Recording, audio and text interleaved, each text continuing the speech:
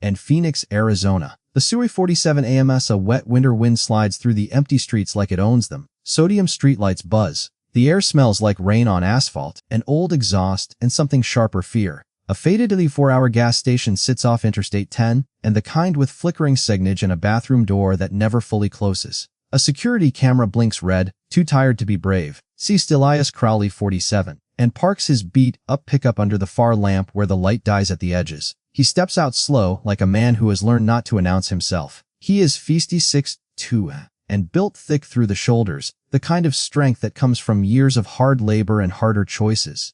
His hair is dark brown with gray at the temples, teased and cut close.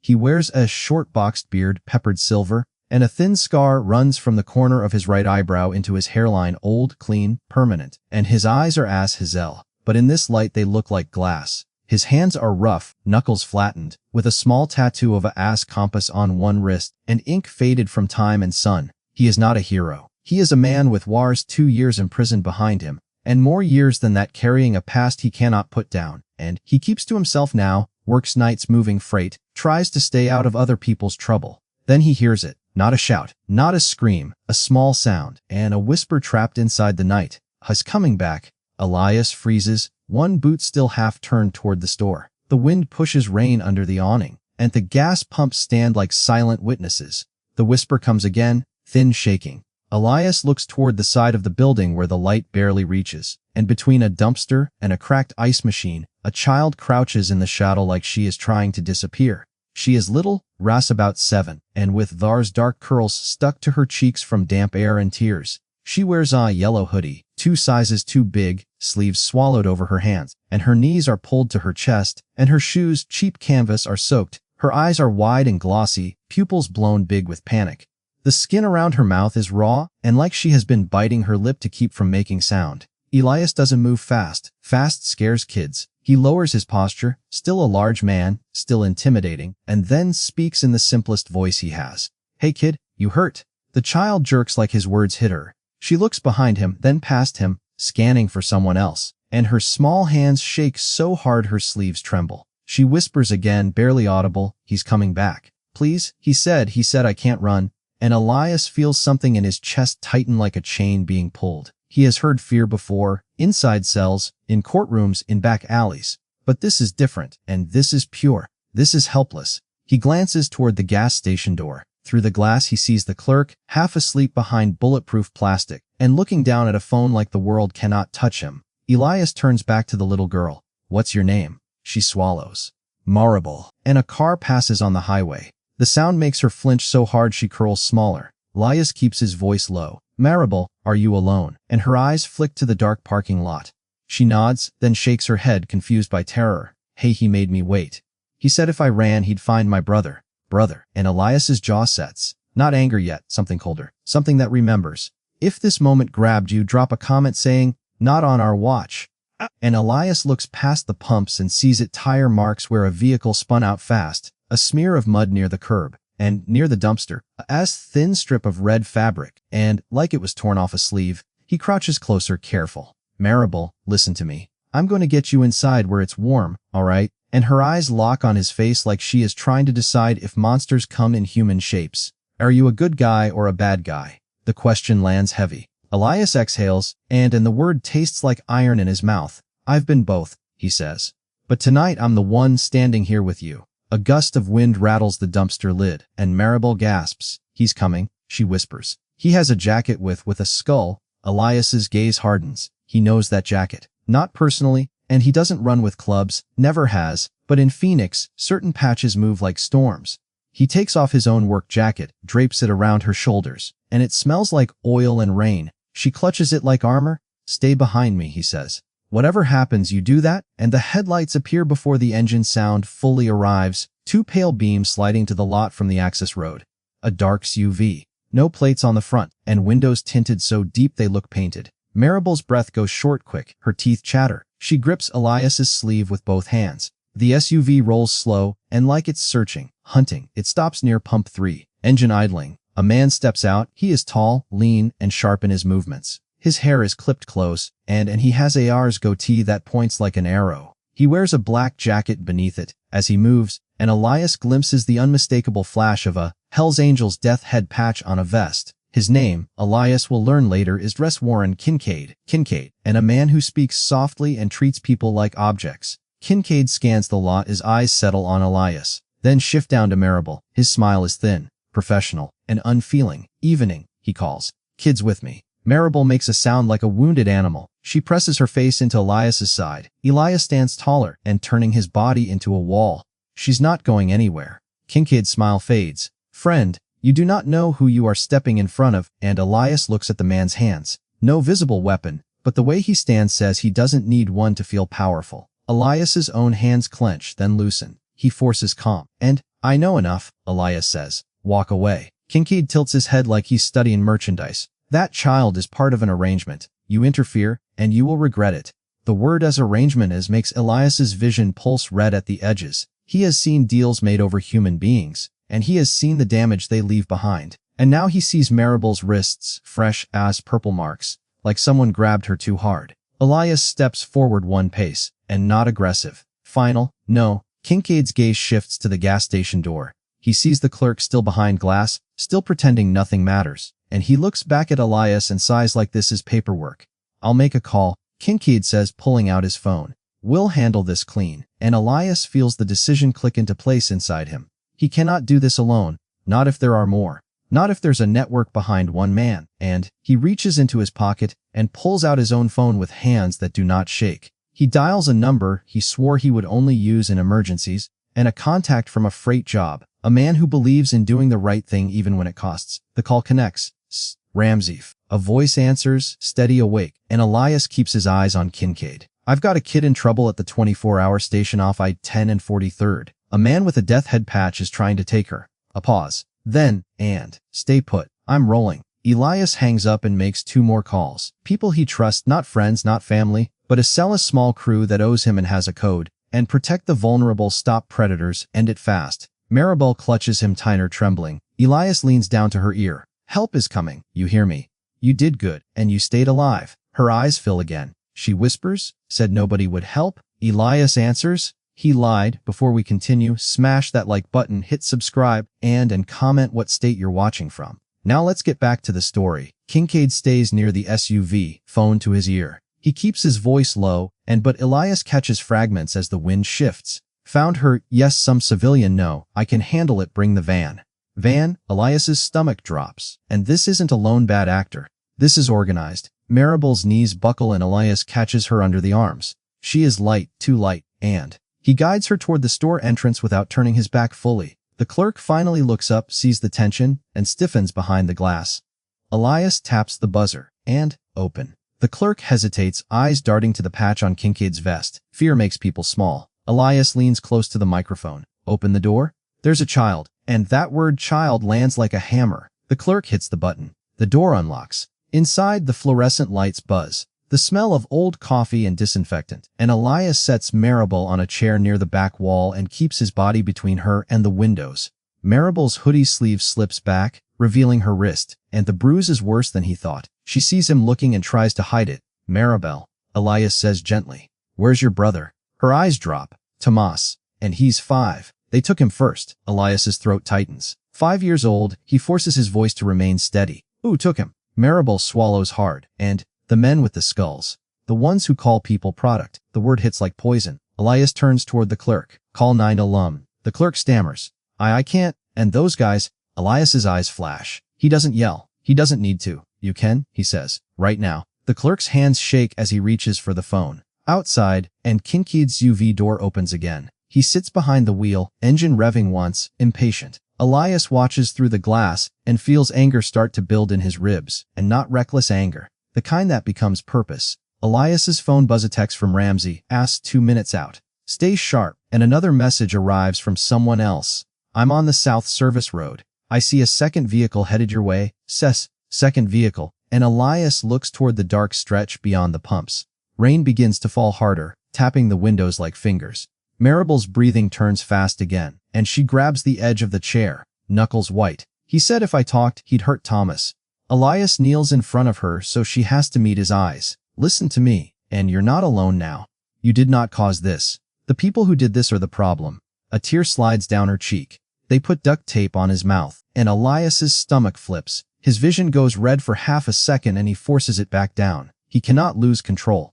Not with her watching. If this made your blood boil, and hit that like button, Sussex. Outside, headlights swing into the lot from the opposite direction. Two motorcycles cutting through rain like sharks through dark water. And the first rider is Jace Ramsey, early 50s CF6 is broad and calm with a shaved head and a gray mustache. And he rides with the composure of a man who has seen enough chaos to stop fearing it. Behind him comes Lena Ortega, 38, lean and fast, and with dark hair braided tight under her helmet. Her eyes are sharp, scanning corners and shadows. She carries a trauma kit in a saddlebag like she expects to need it. And a third bike rolls in, or smiles Circuit, hand 32, slim, restless energy, a small laptop bag strapped behind him. He's the tech guy and the one who can pull information out of a phone signal or a license plate camera if given 5 minutes and a reason. A pickup follows them in, quiet, heavy, and driven by Gus Brock Givens, 45, a solid wall of a man with forearms like iron. He steps out wearing a rain jacket, jaw clenched, eyes already looking for targets. And this crew is not a club.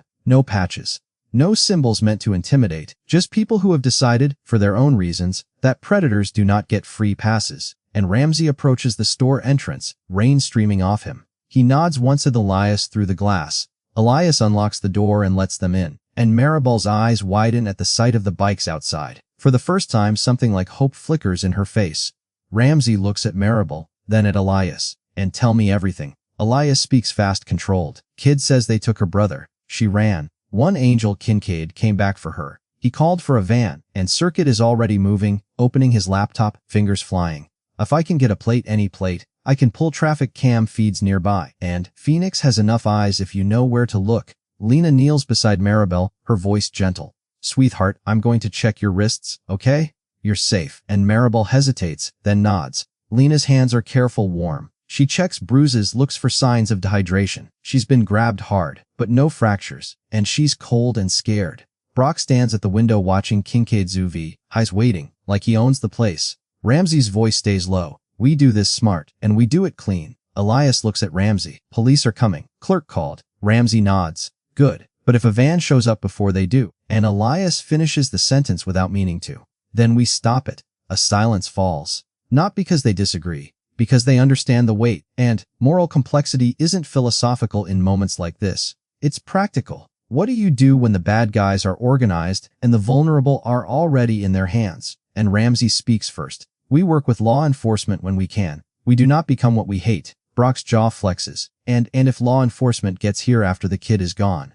Lena answers softly, still holding Maribel's hand. Then we delay. We block. We buy time. We keep her alive. And Elias stares at Kincaid's SUV, then at Maribel's small shoulders hunched inside his jacket. He remembers his own past and how a single bad decision can become a chain that drags you for decades. He remembers prison lights that never go off, and he remembers promising himself he would never be part of something that hurts the innocent again. He speaks, voice rough. We don't hunt. We protect. That's the line. And Circuit glances up. I can ping nearby cell towers for the number Kincaid is using if we can get close enough to his signal. Ramsey nods. Then we get close, and sirens echo faint in the distance. Not close yet, but moving. Then a cruiser pulls into the lot from the side street, lights off until the last moment, and it stops near the entrance, and a woman steps out wearing a Phoenix Police Department jacket. Detective Serena Caldwell, mid-40s, hair pulled into a tight bun, and eyes tired but sharp. She walks like someone who has spent years in rooms where people lie for sport. She approaches the store entrance, sees Ramsey and the others, and doesn't flinch. She's been briefed enough by dispatch to understand this is not a normal call. Elias opens the door. Caldwell's gaze goes to Maribel first, and her voice softens. Hi, honey. I'm Serena. You're safe. Maribel doesn't speak, but her shoulders loosen a fraction. Caldwell turns to Elias. Tell me what you saw. And Elias gives it straight. He's outside. Hell's Angels patch. Kid says her brother's taken. He called for a van. Caldwell's face tightens, not with panic, recognition. And we've been tracking a trafficking operation using club affiliates as muscle. Not the entire institution, but enough members to make it dangerous. And Ramsey keeps his tone respectful. We're here to keep the kid breathing until your people arrive. Caldwell looks him in the eyes. Then we're aligned. Off the record, and do not escalate. On the record, keep them in sight. Circuit speaks up. Detective, if you can get me an authorization code, and I can pull real-time traffic cam feed from ADO cameras along I-10 and the frontage roads. Caldwell studies him. You have that capability. Circuit's mouth tightens. And I have done harder things for smaller reasons. Caldwell nods once. I'll make a call. The partnership is uneasy, but it's real, and because a 5-year-old boy is missing, because time is bleeding out, headlights appear again, this time, an IRA's white cargo van, turning into the lot with its lights dimmed like it doesn't want to be seen. Maribel bolts upright, eyes huge. Her voice comes out cracked. And that's it. That's the van. Elias's body moves before his thoughts finish forming. He steps outside with Ramsey and Brock while Caldwell radios backup, and the rain is heavier now, splattering the pavement, turning the lot into mirrors. The van rolls slow toward Kincaid's SUV. 2 men sit inside, faces barely visible, and Kincaid gets out of the SUV and walks toward the van like he's meeting coworkers. Circuit stays inside by the window with his laptop, tracking signals, and Lina stays by Maribel, keeping her calm. Caldwell speaks into her radio. Units en route, priority. Possible child abduction connected to known trafficking ring, and suspects on scene. Elias stands under the awning, rain dripping off his hair, heart steady but loud in his ears. He watches Kincaid reach for the van's side door handle, and Ramsey whispers, "If that door opens, we lose them." Brock cracks his knuckles once, then stills. "Tell me what you need." Elias looks at Caldwell. "Detective, and permission to block them." Caldwell's jaw tightens. "You block. You do not attack. You buy me 60 seconds. Elias nods. 60 seconds. And sometimes that is the difference between a child living and disappearing forever. He steps off the curb. "If this is making your heart pound, comment, justice served." Zah. And Elias walks straight into the open space between the van and Kincaid like he is a man who does not understand fear. Kincaid stops, eyes narrowing. "You again." And Elias's voice stays calm. "You're done?" Kincaid's smile returns colder. "You think you're a problem? You're a delay."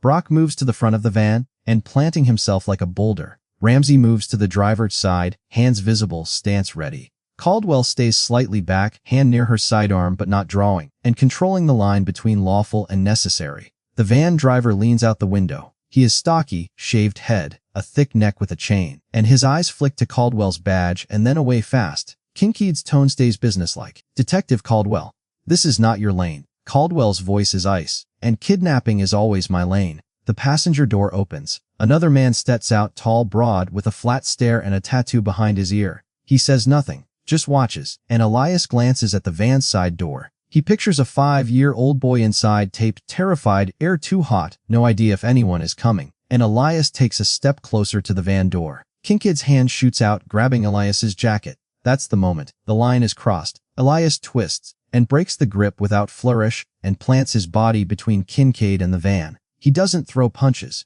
He doesn't have to. He's a wall with a purpose. And Brock slams his palm onto the hood of the van. Engine off. Now, the driver revs instead. Ramsey moves fast, pulling his phone up like he's filming. "Police are here, and cameras are here. Keep going and you will be identified." The driver hesitates just a fraction.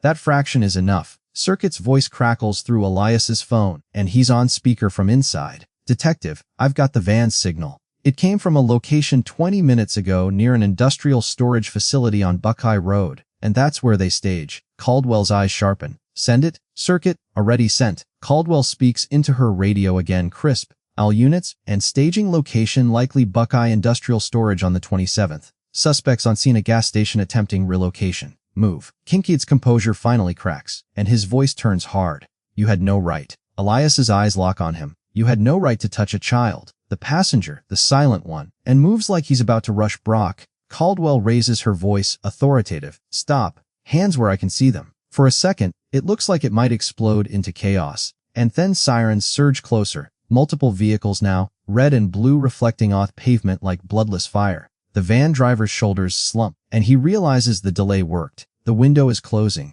Kincaid stares at Elia, hatred that is empty of emotion, just calculation. He backs away half a step, and eyes scanning for an exit. Elias doesn't move. He doesn't blink. Police cruisers flood the lot. Officers step out, weapons drawn but controlled, shouting commands. And Kincaid raises his hands slowly, but his eyes never leave Elias, like he's promising this isn't over. Maribel watches from inside the store, trembling, and Lina holds her tight, whispering, "You're safe. You're safe." Caldwell cuffs Kincaid herself. Her expression is grim, but there's a flicker of relief because this time, and they caught one before he vanished into the dark. Elias steps back under the awning, rain dripping from his beard, and his hands shake now that the danger has a name and a uniform and handcuffs. He hides it by wiping rain from his face.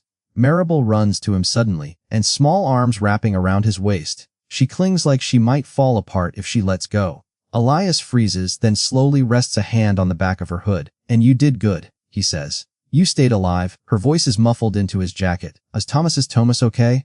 Elias looks at Caldwell, and Caldwell hears the name and her jaw sets again. "We're going to him now." Ramsey steps closer to Elias, voice low. "This doesn't end at the gas station."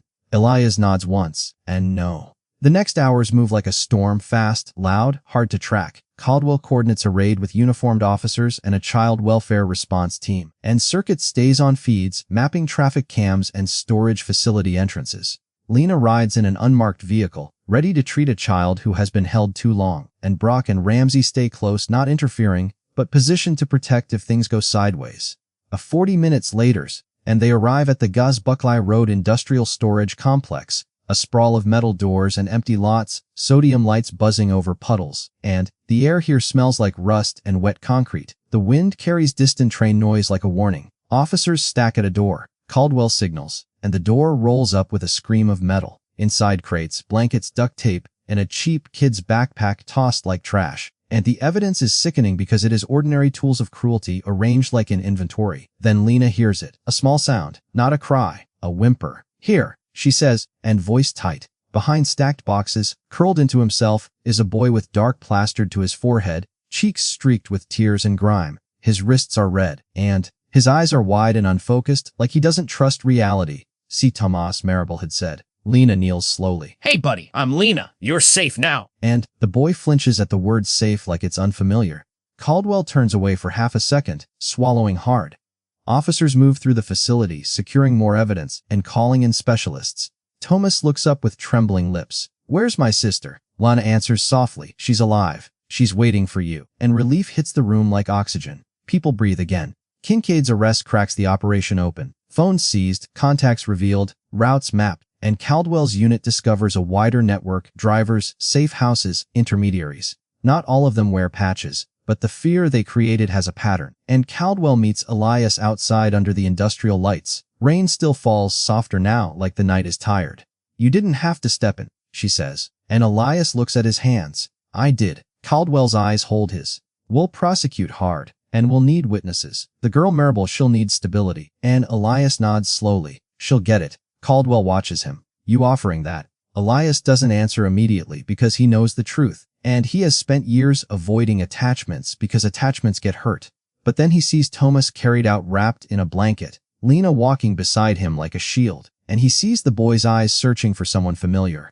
Elias's chest acts in a way he doesn't have language for. He answers, voice rough, "I'll be around, and as much as they'll let me." Caldwell nods once. "That might matter more than you know." Weeks pass, then months, and time compresses the terror into memories that still wake children up at night. Maribel and Thomas are placed with a vetted foster family while their situation stabilizes, and trauma counselors work with them. Caldwell's case moves through court with heavy evidence. Elias shows up anyway. Not every day, not intrusively, but consistently. And like a promise kept, he brings small things: a stuffed animal for Thomas, a coloring book for Maribel, hot chocolate on cold mornings. He never forces conversation, and he just sits nearby, present. The kids start to learn his rhythm. Elias does not break promises. Elias does not vanish. One evening at a community center in Phoenix, and Maribel sits at a table drawing. Her hoodie is clean now. Her hair is brushed, but her eyes still scan doors sometimes. Elias sits in a chair nearby, hands folded, and posture guarded but gentle. Maribel looks up suddenly and asks, voice quiet, "Why did you help me?" Elias swallows. "Because you asked." She blinks hard. "And nobody helps people like us." Elias leans forward. "That's wrong. And I'm trying to live different than wrong." As if this is hitting you in the heart, and smash that like and comment. Family finds you. Caldwell calls Elias one afternoon. "We got convictions," she says. "Kincaid took a deal to reduce his sentence, but his information helped us roll up 2 safe houses. More kids were found." Elias closes his eyes, relief and anger mixing into something heavy. "Good." And Caldwell's voice softens. "You saved time that night." Time is everything in these cases. Elias looks out at the Phoenix skyline, and heat shimmering off pavement even in late afternoon. "I just stood in a parking lot," he says. Caldwell replies, You stood where people usually walk away. That night, and Elias sits on the curb outside the community center while Maribel and Thomas play inside with other kids. He listens to laughter, small, uncertain at first, then real, and it hits him like a punch. He has not heard laughter like that in years without expecting it to break. Something cracks in his chest. Not weakness. Release. And Thomas runs out holding a small toy car. He stops in front of Elias, staring at him like he's measuring a mountain. "You're big," Thomas says. Elias nods once. "Yeah." And Thomas holds up the toy car. "It's fast." Elias takes it carefully. Thomas's eyes dart, then he leans closer. "Are you my dad?" The question is simple and innocent. Devastating. Elias's throat tightens so hard he almost cannot speak. His mind flashes with his past: prison walls, bad choices, nights he wished he could rewind. And he does not deserve that word. But the kid is asking for safety, not biology. Elias answers slowly. "No, buddy, I'm not your dad." Thomas's face falls a little, and Elias continues, voice steady. "But I can be someone who shows up, someone who keeps you safe, if you want that." Thomas stares a second longer, and then steps forward and hugs Elias's leg with all his strength. Maribel appears behind him, watching, eyes shining, and she comes closer and speaks in a whisper that is no longer only fear. "You're our family," she says. Elias looks down at the two small heads pressed against him, and rain isn't falling tonight, but his eyes sting anyway. He places a hand on each of their shoulders, careful, like he's holding something precious and fragile, and, "Okay," he says, voice breaking just enough to be human. "Then I'm here. This is redemption. Not erasing the past, choosing differently today." The ripple spreads, and Caldwell's unit uses the seized data to identify transport routes and collaborators. Over the next year, multiple rescues happen, quiet operations, coordinated efforts, and children found before they vanish into permanent darkness. Circuit volunteers his skills to nonprofits that track missing kids, building safer alert systems, and Lena trains community workers in trauma response.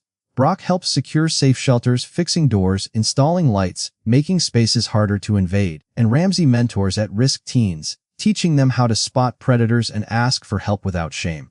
Numbers start to matter, not because they are statistics, but because each number is a name, a life. They help of dozens, kids, runaway teens, vulnerable adults, get back to daylight. And Phoenix begins to talk about it in small ways, a news segment here, a community meeting there. Not glorifying violence, just acknowledging that sometimes, an ordinary courage shows up in unexpected forms. Elias doesn't seek attention, he avoids cameras. But he doesn't hide from responsibility anymore. One night, months later, and Elias is back on the road. Not running, not escaping, just moving through the city like a man with a purpose. Phoenix, Arizona, 9:18 p.m. as warm air and smell of dust and distant rain. The hum of traffic like a heartbeat. His phone rings. It's Caldwell. "We got another lead," she says. "And a young teen spotted near a bus depot." She's scared. She won't talk to uniforms. She asked for someone who won't judge her. Elias grips the steering wheel, and he feels the familiar pull, the old instinct to keep his distance. To say, "That's not my problem." Then he hears Maribel's whisper again in his memory. "And ours, he's coming back, das Dothers," and he remembers what 60 seconds can do. He answers, voice steady. "I'm on my way." If this story moved you, hit subscribe, smash like, and share this so more people hear the message that courage can show up anywhere. Drop a comment telling me which part hit you hardest. The road doesn't forgive, and the past doesn't disappear. But redemption is not a clean slate. It's a correction. Some people look scary. Some people have histories that do not shine. But sometimes the ones you'd cross the street to avoid are the ones who step between a child and the dark. Family isn't always blood. And sometimes it's a hand on your shoulder when you're shaking. Sometimes it's a promise kept when the world taught you promises break. Elias drives into the Phoenix night and headlights cutting a path through heat and shadow. Not because he's perfect, because he chose to be present. And somewhere out there, someone is whispering for help, and this time the engines and the hope arrive.